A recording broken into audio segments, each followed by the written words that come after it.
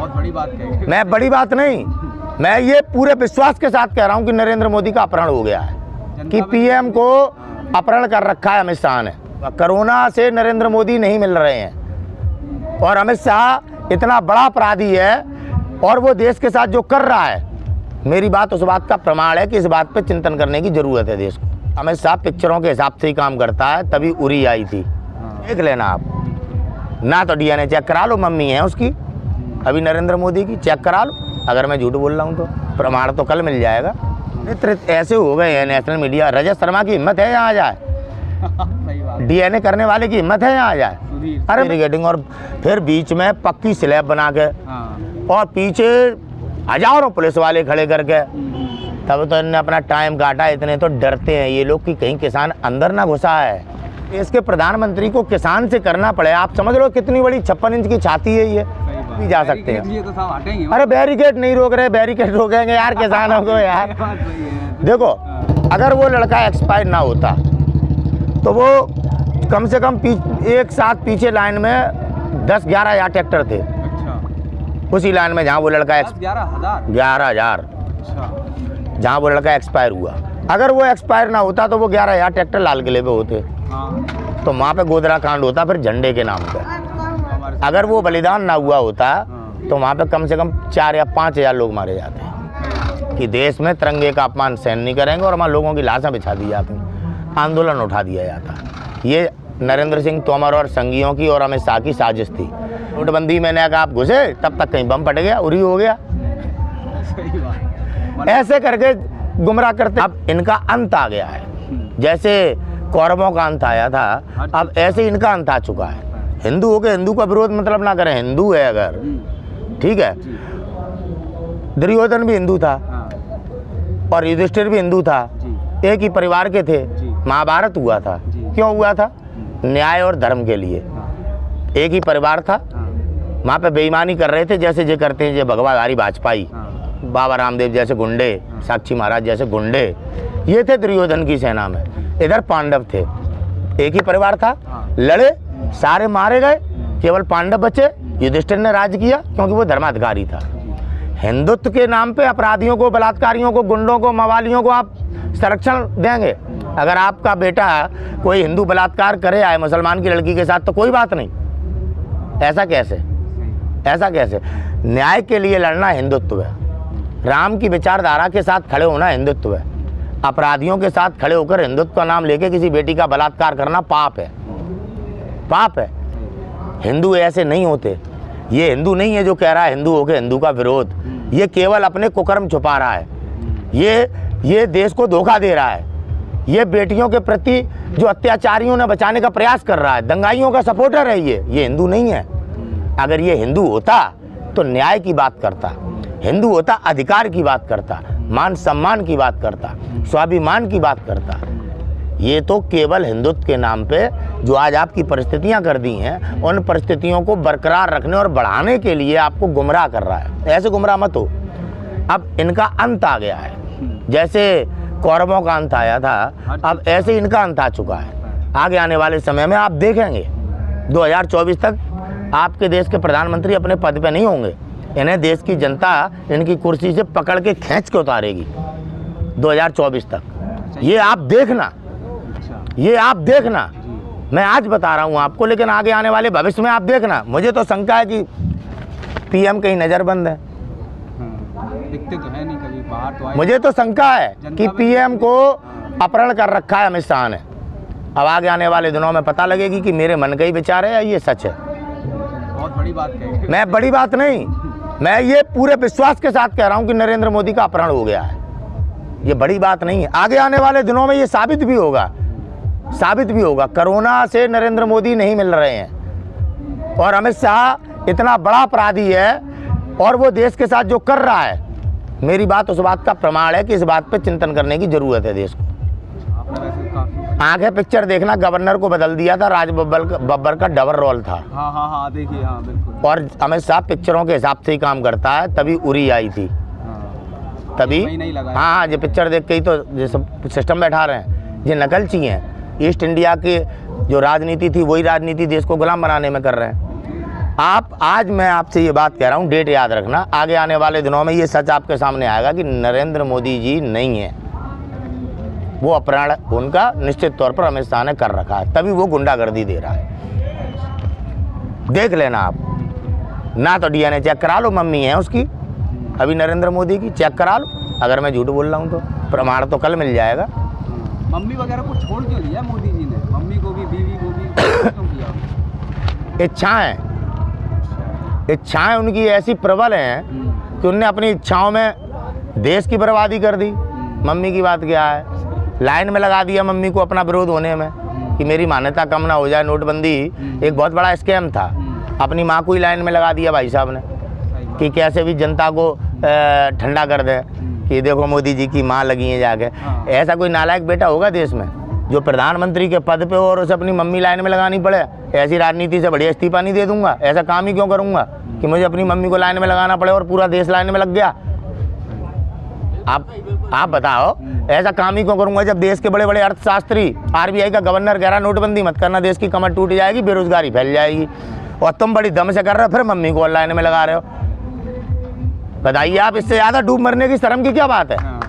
वैसे नोटबंदी क्यों की गई थी? नोटबंदी केवल उद्योगपतियों का काले धन को सफेद करने के लिए।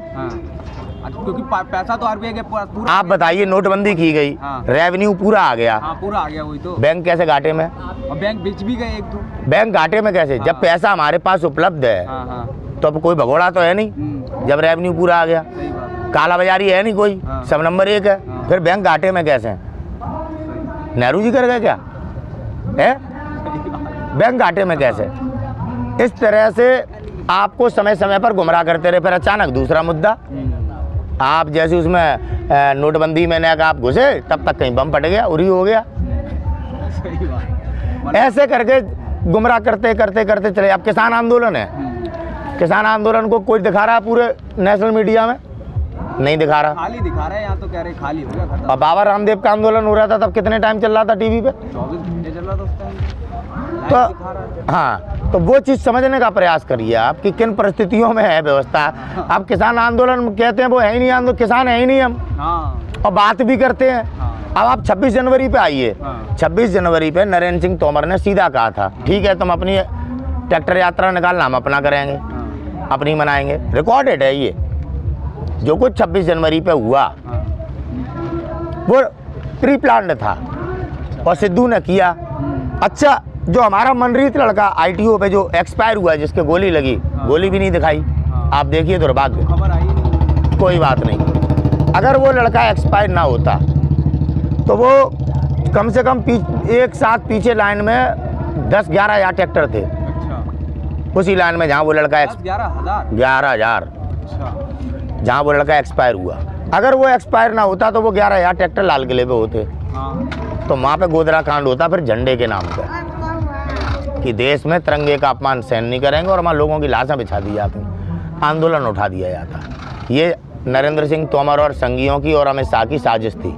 लेकिन जब ऊपर वाले का हाथ रखा होता है ना, जैसे हम राम कहते हैं, तो वो एक बलिदान हुआ, लोग वहीं रुक गए, आधे लोग लौटाल दिए गए कि लौट जाओ। शाम को फिर वहाँ से आए हैं बॉडी लेके यहाँ पे, तो वो आप सब लोग जानते हैं। वो तो अगर वो बलिदान ना हुआ होता तो वहाँ पे कम से कम 4 या 5 हज़ार लोग मारे जाते। वो प्लान था, वो ऊपर वाले ने फेल करा। जब उसमें फेल हो गए, फिर दूसरे तरीके से इन 28 को उठाने का प्रयास किया, डर से, भय से, गुंडागर्दी से।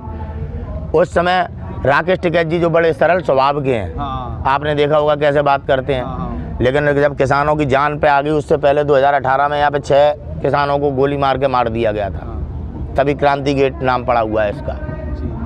जब 28 के ऐसी बात होने आई, तब वो सारा मीडिया ये मज़े दिखा रहा था, जो खाली आंदोलन दिखाता है ना कि आंदोलन में कुछ नहीं है, वो मीडिया उस समय वो दिखा रहा था राकेश टिकैत की अरेस्टिंग होने वाली है। अब ये आंदोलन खत्म हो गया है, वो अपना कार्य कर रहे थे, वाहवाही लूट रहे थे। अचानक ही टिकैत साहब को जब पता पड़ गया कि पुल के नीचे गुंडे हैं, हमारे बूढ़े बूढ़े किसानों को मारने आए हैं, तो वो जिन्हें हम नारे लगाते हैं ना, बाबा महेंद्र सिंह टिकैत अमर रहे, तो 20 सेकंड के लिए टिकैत साहब दौड़ गए, महेंद्र सिंह टिकैत अपने बेटे के अंदर से, वीडियो जरूर देखना, वो 20 सेकंड का। और राकेश टिकैत कभी उस भाषा में बोलते दिखेंगे भी नहीं, कभी नहीं दिखे। गला बैठ गया था एक बार चिल्लाने में, वो इसलिए बैठ गया था जब अंदर से आके ना बाप बोला और दाड़ा, तो जैसी पुलिस भागी जैसे महेंद्र सिंह टिकैत के हुक्के के सामने पुलिस भगती थी।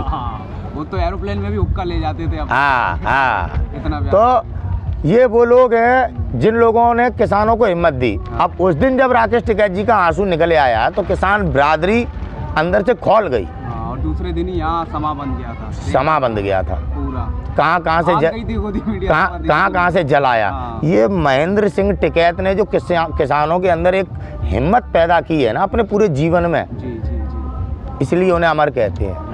और जब उस हिम्मत ने फिर एक बार आवाज़ अपने बेटे के अंदर से मार दी ना, तो वो हिम्मत देख ली। अब बटोरे नहीं बटोर रही है, सबरे ट्रैक्टर दिल्ली की तरफ है, अगला धरना बोट क्लब पे है।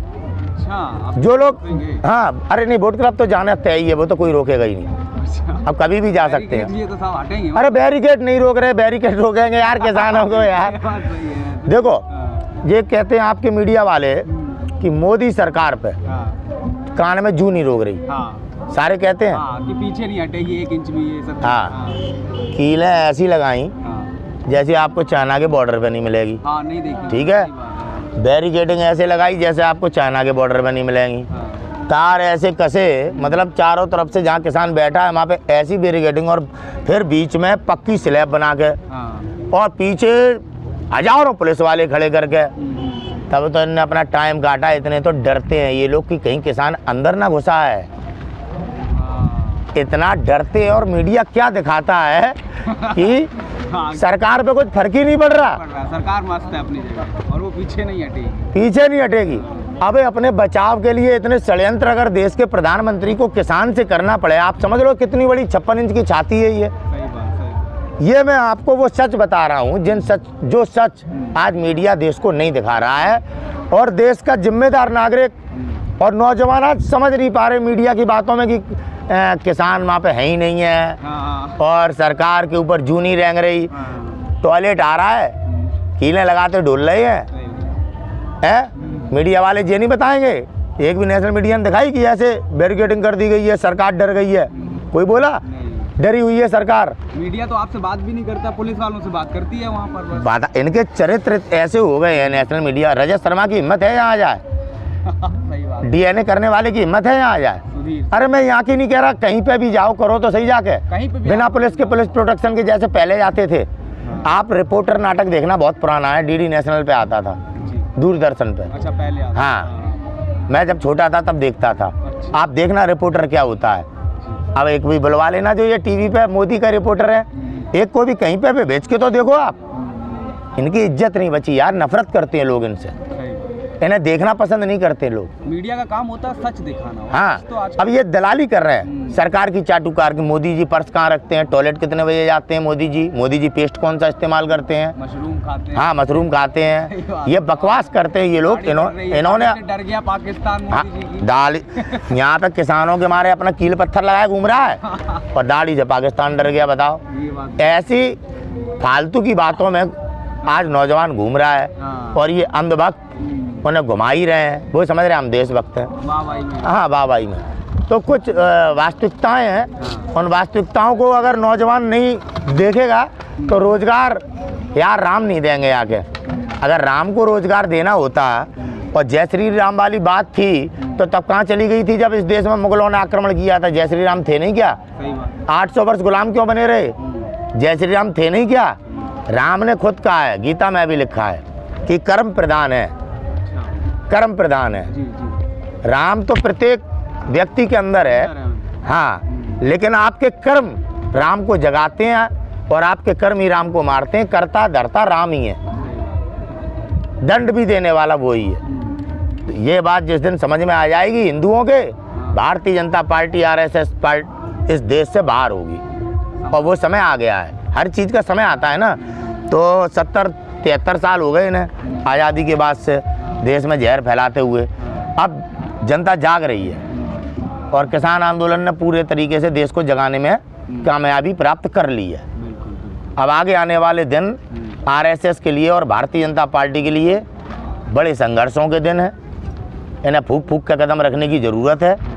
अगर ये संभले नहीं, क्योंकि इन्होंने हमेशा बुरा किया है, अगर ये संभले नहीं और अगर देश का नागरिक इनकी वास्तविकता को आज भी नहीं समझ पाया, तो 1947 में जिस प्रकार के हिंदू मुसलमान के दंगे हुए और देश का बंटवारा हुआ, उस प्रकार से इस देश में दंगे कराएगा अमित शाह।